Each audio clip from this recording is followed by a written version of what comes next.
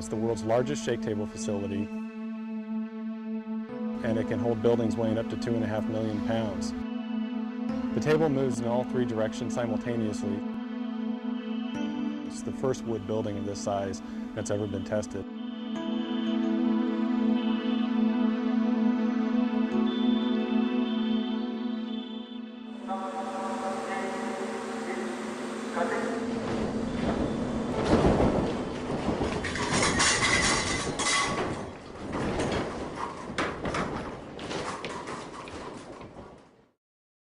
The entire project is called the Niecewood Capstone Test, a project funded by the National Science Foundation. The project is led by Colorado State University, and Simpson was a close technical collaborator. The popularity of mid-rise wood frame construction has soared in urban areas, and so there's not a lot of information on how to design those types of structures. So the information gathered from this testing is going to be absolutely critical. The condominium tower was built as a actual condominium would be constructed with 23 1- and 2-bedroom living units. We're testing a 7-story, 23,000 square foot, 800,000 pound building in 3 dimensions. This collaboration with all the folks involved is really going to culminate in a test that's going to show how our products perform in a very severe seismic event. The forces of an earthquake on a structure of this size create a lot of secondary forces inside of the building, and the only way to hold those forces together is with connectors such as the ones that Simpson Strong-Tie makes and provides. In this building, we have a wide variety of Simpson Strong-Tie products, from large hold-down rods that run 7 stories up to the roof, known as ATS, or Anchor Tie-Down System. We have a number of shear transfer elements in here, and straps and the floor plates to help tie the floor plates to the shear walls. In short, we're building what we call a complete load path. This building, the Niecewood Capstone building, is designed using a performance-based seismic design philosophy. It's a method to design specifically for, or explicitly maybe, for performance of the building. We don't just design a component or an assembly. We actually design it all together, and then we check it.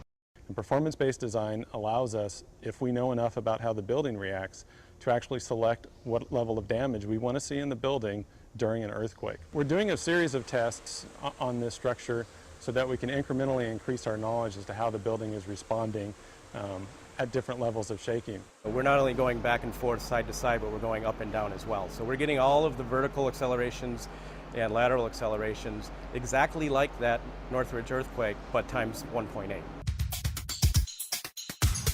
There's approximately 300 sensors in the building, measuring everything from movement to force to acceleration.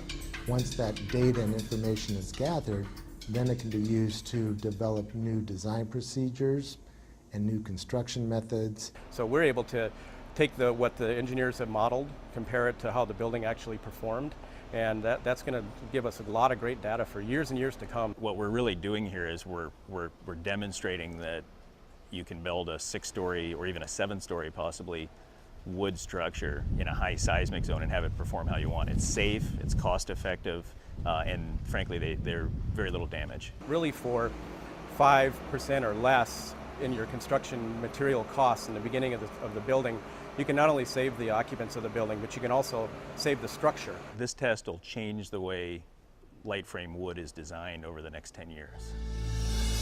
We've invited several key engineers from across the country, building departments. There's folks from all over the world coming to see this. When you see an actual test, the impact that has on you is so significant that it really makes you think twice about what you put down on paper.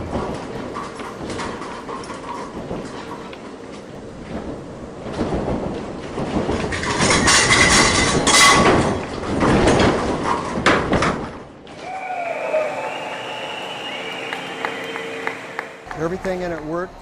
There was minimal damage to the inside of the building, minimal damage to the outside of the building.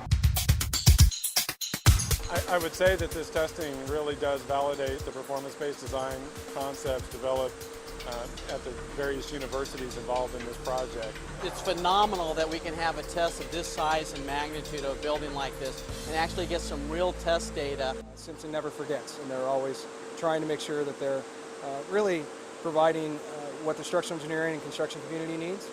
And I've always been impressed with taking that extra step to really know the science part of what we do. It's truly unprecedented what they've done today. I think this is it's truly about saving lives, and the information that's been generated as a result of this test is truly groundbreaking.